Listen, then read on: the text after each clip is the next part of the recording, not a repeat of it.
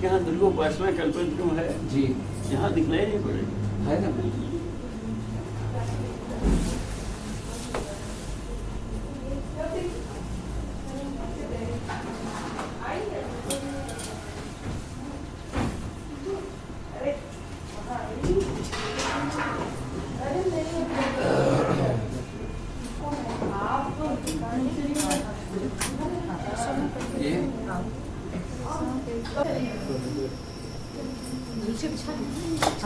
पानी पानी पानी तो फिर उसको एक ज्ञान स्वरूप एक क्रिया स्वरूप ज्ञान स्वरूप क्रिया बस ठीक है। ज्ञान शक्ति को मन करती और क्रिया शक्ति को प्राण करती क्रिया शक्ति को प्राण करती यह दोनों स्थिर आत्मा में पीछे का पर्दा खोल विभिन्नता की एक इच्छा होने के कारण से दोनों ही गतिशील है। मन में गति नहीं होगी, मन में संतानता नहीं होगी तो मन नाम की वस्तु ही नहीं रह जाएगी। मन का अर्थ ही है चंचलता और ज्ञान का जो दूसरा अंश क्रियात्मक स्वरूप है उसका भी अर्थ है चंचलता, गतिशीलता।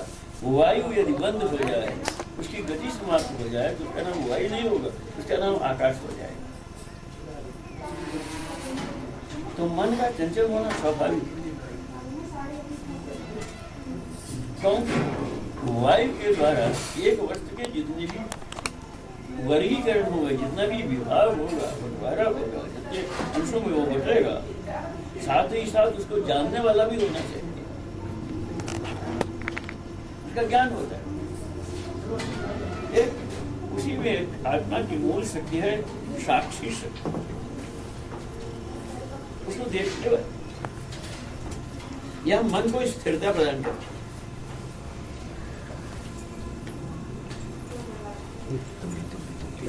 इसके चंचलता से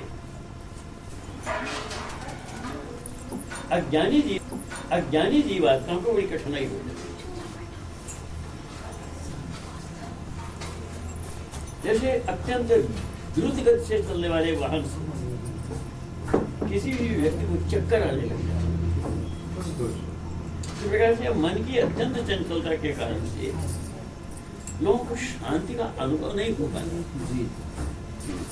इसलिए वे मन को रोकने का प्रयास करते हैं। कहीं कहीं तो मन कुछ समय के लिए रुक जाता है। विषयों में, उन विषयों में जिस विषय की प्राप्ति के लिए उसके अंदर उत्कट अभिलाषा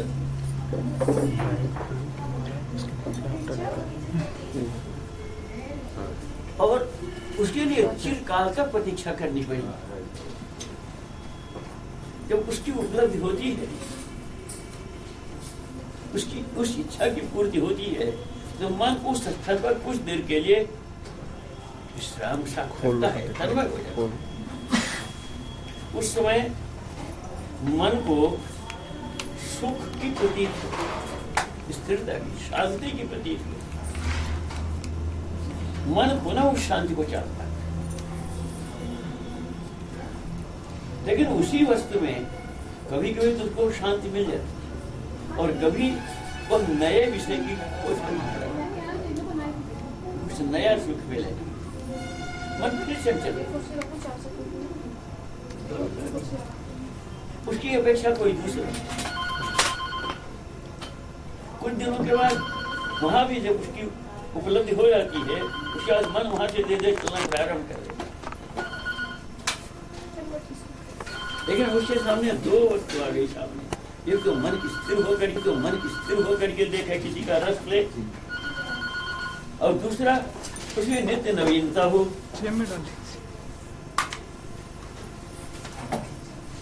इसके कारण से अनंत विषयों के भिन्न भिन्न स्वरूपों के भोग करने की इच्छा से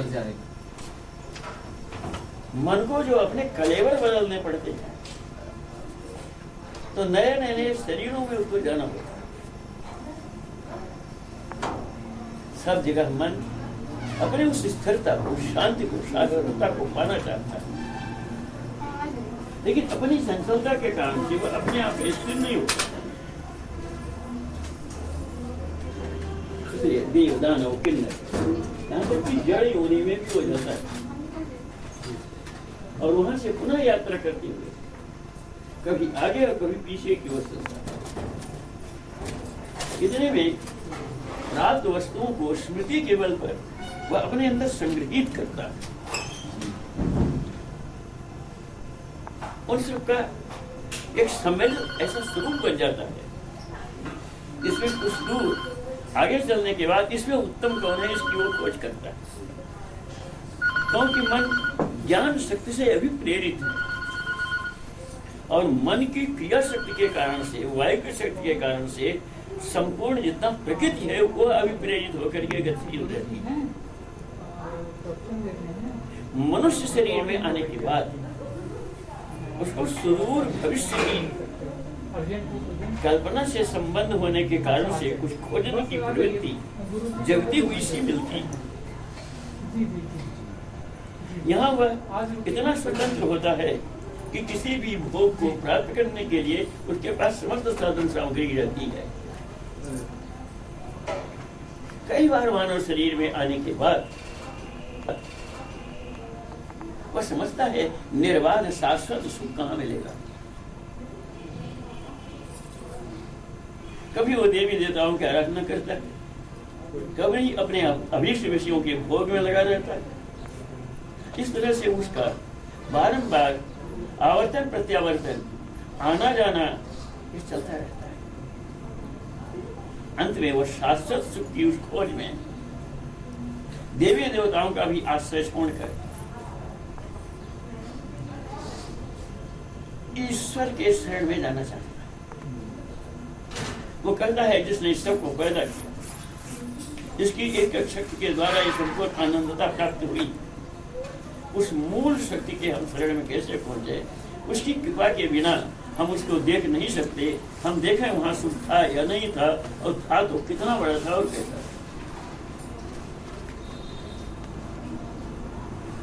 कई जन्मों के अनंतर उसके संस्कार और खोज के फलस्वरूप उसको मार्गदर्शक गुरु की उपलब्धि होती है। यह गुरु की उपलब्धि और गुरु की खोज एक जन्मों में नहीं होती। कई जन्मों के अंतर, कई जन्म में मानव शरीर में आने के बाद फिर शाश्वत सुख के लिए वह किसी से कुछ पूछना चाहता है, जानना चाहता है, और नहीं मिलने पर भी खोजता है। तो जिन जिन भोगों को वो भोग चुका है उनकी कमियों की ओर उसकी दृष्टि जाती है, और उससे वो उपराम होना चाहता है। लेकिन पुराने भोगे हुए विषय फिर उसको उधर ही डाल देते हैं, और उसके मन में प्रश्न खड़ा होता है कि व्यक्ति जान करके गलती क्यों करता है। जब जानता है कि उधर जाने से हमें कष्ट हुआ, फिर उधर वो क्यों जाता है। यह मन के अंदर जो प्रश्न उठता है, इसलिए कि मन की एक शक्ति का नाम बुद्धि। बुद्धि कोई दूसरी चीज नहीं है। मन की इतने दिनों के बाद उद्भूत प्रत्यक्ष धरातल में आई हुई बुद्धि नाम की शक्ति से उसका साक्षात्कार होता है, जो क्यों, क्या, कैसे, यह प्रश्न खड़ा कर देता है। हम जानते हैं कि गलतियां हैं, और कुछ दिनों के बाद फिर उधर क्यों जाते। बात सही क्या है? बात सही है कि हम जितना जानते हैं कि सुख का साधन कितना है, उसके आगे का रास्ता हमको नहीं मालूम। तो बारंबार लौट करके पुनः पुनः चरित सर्वणा नाम उन्हीं भोगे हुए विषयों की ओर ही उसको जाना पड़ता है। क्यों? वो देखता है कि इसके अलावा कुछ है ही नहीं सुख का, तो इसी में हमको घूमना पड़ेगा, विषयों को बदलना पड़ेगा। यही कारण है कि मन बारंबार भोगे हुए विषयों में जहाँ उसको कष्ट का अनुभव हुआ था, शाश्वत स्थिरता या शांति नहीं प्राप्त हुई थी, मन चंचलता नहीं, टिकाव चाहता है। क्योंकि कभी वह शाश्वत स्थिर आत्मा में लीन होकर के शाश्वतता का अनुभव कर सकता है। उसने पूर्ण प्रतिविज्ञा उसको उधर ले जाना चाहता है। तब शास्त्र से जन संपर्क से धीरे धीरे लोग कहते हैं उन भोगों को छोड़ो, बिना भोग के रहो, चाहे सुख मिले चाहे नहीं मिले। क्योंकि इन सब चीजों से वो अपने आप त्रस्त हो चुका था, इससे उसकी आशा टूट गई थी कि जहां जहां सुख मिला वहां वहां दुख मिला। इसलिए अब वह कुछ देर के लिए कमर कस करके इनके त्याग की ओर लगता है। नई उपलब्धि हो या नहीं हो इसकी चिंता को छोड़ देता है। जहां वह देवी देवताओं से अपने सुख दुख की कामना छोड़ जाता है, वह एक ऐसे शाश्वत आत्म तत्व चेतन तत्व की कल्पना करता है जिसको इन सुख दुखों से विषयों से कोई संबंध नहीं। संभवतः वह शून्य में जीना चाहता है और मन उसके लिए किसी से प्रेरणा पा करके शून्य में जीने के लिए बाध्य हो जाता है। बहुत दिनों तक शून्य से में वो जीवित रहता है, तो जैसे विषयों में निरंतर रहने से उसका वह अभ्यस्त हो चुका था, उसी तरह से शून्य में रहने के लिए उसका अभ्यास हो गया है। अब शून्य में रहना उसको लिए सरल। ऐसी स्थिति में चारों तरफ का भटकाव उसका समाप्त होता है, तो वो सोचता है इस शाश्वत सत्य का और मेरा भी कोई आधार है क्या?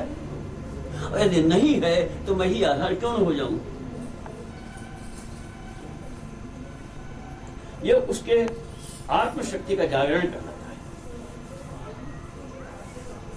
तो मैं ही इसको देखता हूं कि सुख मिला कि नहीं मिला, और मैं ही सुख ढूंढता हूं, तो क्या मेरे दो स्वरूप नहीं है? एक चुपचाप देखने वाला और एक चुपचाप उनकी ओर दौड़ने वाला।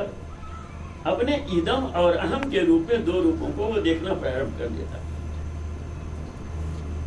और ऐसे व्यक्ति आत्माओं को वो पा जाता है जो इन सुखों और दुखों की आशा छोड़कर अपने आप अपने में आत्म केंद्रित हो चुके हैं। उनको आप संत, महात्मा, ऋषि, महर्षि, ब्रह्मर्षि चाहे जो कुछ भी कर सकते हैं। उनको आप परमात्मा में राम कृष्ण भी कर सकते हैं, सगुण साकार में और निर्गुण निराकार में अपने आप अपनी आत्मसत्ता। धीरे धीरे मन कहीं न कहीं सोचता है केवल हमको टिकने की आदत होनी चाहिए, अपने आप में स्थिर होने की आवश्यकता है। उस स्थिरता के लिए कहीं भी स्थिर हो जाओ। ठीक स्थिर होने के लिए जितने भी मन ने उपाय किए हैं उन्हीं का नाम अनंत धर्मों का नाम है। यानी अनंत धर्मों के रूप में केवल मन की वे खोजे हैं जहां वह स्थिर हो सकता है। उसे आप इस्लाम कहें, हिंदू कहें, और कुछ कहें, चाहे जिन जिन धर्मों के नाम से आप कह दें, धर्म की एक सीढ़िया पर धर्म का सहारा लेकर मन अपने कल्पित उस रास्ते पर चलना प्रारंभ करता है, या यूं कहिए वह स्वयं स्थिर होने का अभ्यास करता है। और स्थिरता के लिए वह आत्मदान की बलवेदी पर चढ़ जाता है, चाहे इसका परिणाम जो कुछ भी, उसको शाश्वत सुख मिलता है। यह सुख यद्यप सत्य का साक्षात्कार नहीं, लेकिन स्थिरता अवश्य। जब जल स्थिर होगा तो उसमें पड़ी हुई चीज अपने आप दिखाई पड़ेगी, और जब चंचल होगा तो सूर्य चंद्रमा के स्थिर प्रतिबिंब जो लगते हैं वो भी चंचल प्रत्येक तरंगों में दिखलाई पड़ते हैं। मन यहाँ बुद्धि के सहारे से स्वयं आत्मविचार करके समझता है संपूर्ण दुखों की जड़ हम हैं और समस्त सुखों की जड़ मेरे अंदर, और तब उसे उस शाश्वत सत्य चेतन सत्ता का साक्षात्कार होता है। यहाँ कुछ देर तक टिकता है। लौट कर धन्यवाद देने के लिए वो ऋषि, महर्षि, गुरु और देवताओं को भी धन्यवाद देने के लिए रोक कर बहुत देर तक स्थिरता के साथ उनको देखता है। धन्यवाद देने में उसका मन बहुत देर तक मन टिक जाता है। उसके बाद इन चीजों के विषय में आशीर्वाद देने के लिए कि तुम लोगों ने मुझे कष्ट न दिया होता तो क्यों हम अपने अंदर अपने शक्ति के पहचानने की, शक्ति को जानने की, स्थिर होने का हम प्रयास करते। इसके प्रेरणा के स्रोत होने के कारण आप भी हमारे धन्यवाद के पात्र हैं। इस संसार को शुभ दृष्टि से देखना प्रारंभ कर देता है, तो प्रज्ञा तक पहुंच जाता है,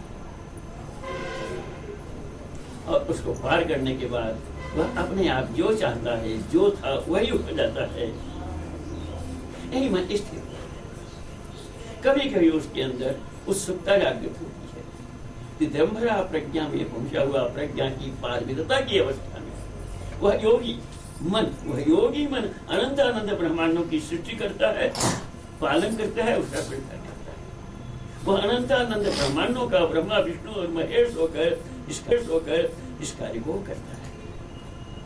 और आगे समझ नहीं है, जैसे हाथ ऐसे कर दिया गया, ऐसे कर दिया गया, इस तरह से अनंत अनंत ब्रह्मांडों की वह सृष्टि एक क्षण में और एक क्षण में पड़े करता हुआ कई वाले ब्रह्मांडों को बनाता है और दर्द करता है। तब उसको ये विश्वास हो जाता है केवल मेरी कल्पना प्रसूत संसार, द्वैत कल्पना प्रसूत, वस्तुतः कभी कुछ है नहीं। तो वह परम वैराग्य की स्थिति में अपने स्वरूप को प्रकट करके सविकल्प नहीं निर्विकल्प समाधि में स्थित होता है। इस निर्विकल्प समाधि के भी अंतिम छोर में वह अपने आप अपने स्वरूप का स्वयं साक्षात्कार करता है। और तब वह चाहे तो उसमें लीन रहे कैवल्य की स्थिति में, और चाहे तो ये खेल खेलता रहे। फिर यहाँ से संपूर्ण उठा पटक, संपूर्ण कठिनाइयाँ, संपूर्ण जितनी भी डिफिकल्टी एंड वेरीज हैं, और वो शाश्वत पीस, ये कहिए तो शाश्वत पीस का स्वरूप हो जाता है, नेवर एंडिंग सोल की उपलब्धि हो जाती है।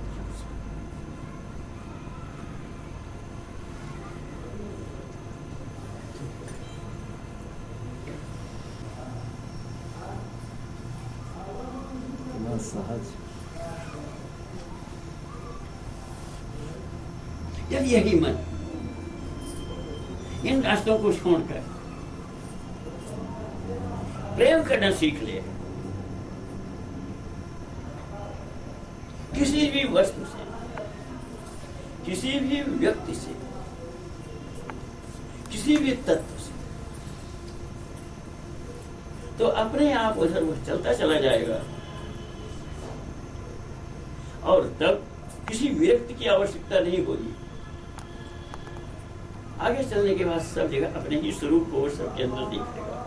सभी मैं हूं, मैं ही जड़ हूं, मैं ही चेतन हूं, मैं ही पुजारी हूं, मैं ही पूज्य देवता हूं, मैं ही पूजा की समस्त प्रक्रिया। और तब वह शाश्वत सनातन परम शांति को प्राप्त कर जाता है। यहाँ से मन को यही नहीं रह जाता कि हम कभी चंचल हुए थे, हमको कभी दुख मिला था। वो दुख भी अपनी एक कला समझता है। जैसे अनुभूति ही तो सब कुछ है, चाहे वो दुखानुभूति हो चाहे सुखानुभूति हो। तो हम दुखानुभूति में दुख को माइनस कर देते हैं, सुखानुभूति में सुख को माइनस कर देते हैं, केवल अनुभूति बच जाती है। बस उसी अनुभूति को लेकर के हमेशा रहता है। अनुभूति के बाद ये संपूर्ण अनुभूतियां जिसको हम प्रकृति कहते हैं, ये अनंतानंत साड़ियों में आकर के खड़ी हों, लेकिन मेरी आत्मशक्ति के अतिरिक्त ये दूसरी नहीं है। और दुर्गा सप्तशती के 10वें अध्याय में जो भगवती ने कहा है, एक युवाम जगत तत्र, इस धरती में या कहीं भी जो कुछ है मैं ही मैं हूँ, मेरा कुछ है ऐसा नहीं। क्योंकि जब मैं ही सब जगह हूँ तो फिर मेरा कहाँ है? जब तक मैं हूँ, मैं सीमित है, तब तक मेरा भी कुछ है। और जब इतने बड़े घर में अकेले हम ही पड़े और कहीं जगह नहीं रह गई तो मेरी वस्तु मेरा कहाँ रहेगा? ऐसे जब उसकी कल्पना में और कल्पनातीत की अवस्था में जब वह मैं ही मैं रह गया, अहम ब्रह्मासी, मैं ही सब कुछ हूँ, जड़ चेतन, सद सच्चा अर्जुन, सद और असद। अर्जुन मैं दोनों हूँ, सद भी हूँ असद भी हूँ, मेरे अतिरिक्त कोई भी वस्तु है नहीं। तस्य सर्वस्य या शक्ति सद सद वस्तुवा, सद असद वस्तु में जो भी कुछ है वह मैं ही हूँ। सात्वम किंच द्वेषे तदा, बस वह परिपूर्णता को प्राप्त हो जाता है। यहाँ मन रहता ही नहीं, इसका अर्थ है कि चंचलता रहती ही नहीं, तब शांति ही रहती है। चाहे यहाँ बाहर जगत में चंचलता ही चंचलता हो, जैसे हमारे लड़के बच्चे खेल रहे हैं आनंद से, इधर से उधर चल रहे हैं, फिराए बाबा ये, दादा ये, भाई हमको ये लेना है, ये ऐसा, हाँ ले लो, बाबा बैल बन जाओ, बाबा हाथी बन जाओ, अच्छा हम चढ़ेंगे, हाँ बाबा हम तुम्हारे बाबा हम हैं, हाँ तुम हो। इस प्रकार से उसका कर मनोवेदन मात्र, आनंद मात्र, लीला मात्र रहती है परमात्मा की। मन की चंचलता समाप्त नहीं होती है, लेकिन मन की चंचलता से जो कठिनाई थी वो कठिनाई समाप्त हो जाती है। There is no question.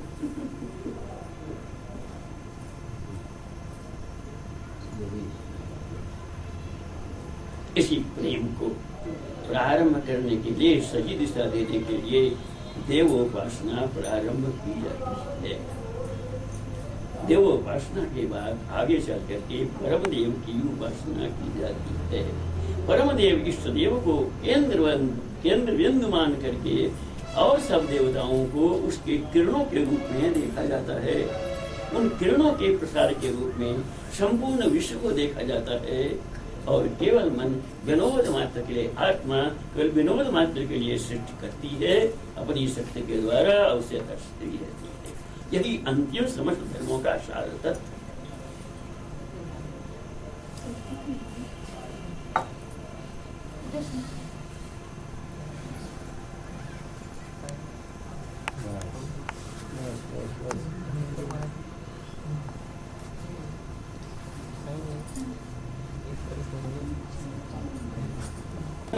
वो अपने वाले अपना काम करते रहे और अपना काम स्वयं करते थे जी।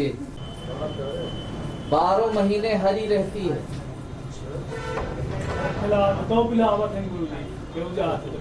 रामकृष्ण पंडित जी भी थे, मऊगंज के मिश्रा जी। हाँ जी हाँ, वो भी अपना खेती बाड़ी सब अपने हाथ से डायरेक्टर रिटायर हो गए हैं। अरे वो केवल खुरपी लेते थे, मैं कुदाल फावड़ा सब चलाता। और ये प्यारे हरे आए हमें इतनी देर इनका वचन का अपना कहाँ रहे उतनी देर के बाद फिर दोपहरी बाद। अरे हम तो चले गए हुआ कुछ खोजने का थोड़ा बहुत प्रयास किया है, लेकिन वो मयस्सर हुआ नहीं। अब जिंदगी का अवसान काल है और बहुत सा प्रकाश कहाँ सजो पाऊंगा, शक्तियाँ क्षीण हो गई। अब जो गुजर रहा है, हमारे मित्र हैं वहाँ, वो हरियाली थोड़ा बहुत है, कुछ अपने वृक्ष साथी है, फूल साथी हैं, और उन्हीं में मैं उस ब्रह्म का दर्शन कर लेता हूँ। उसी में सारा चिंतन मेरा प्रारंभ होता है और वहीं समाप्त हो जाता है। धरती को मैं जैसे मन पड़ता है उलटता पलटता हूँ, रौंदता हूँ, और उसी सुखराव में पिछले 10 वर्ष हमारे गुजर रहा है और बड़ा आनंद आता। हम बिल्कुल 2 लोग रहते हैं, दोनों बुढ़े, वो रोटी खिला देती हैं, हम अपना सुबह से शाम तक जो जीने आया, जितना शक्ति चली उतना करते हैं। इसमें वो ये है, पीछे का पाठ की कुछ विधियां हैं, जिसमें चंडिका पाठ भी उसने करा था, एक सप्तशती पाठ कर रहा था, है ना? तो वो इसमें ढूंढना ढूंढ लें, है ना?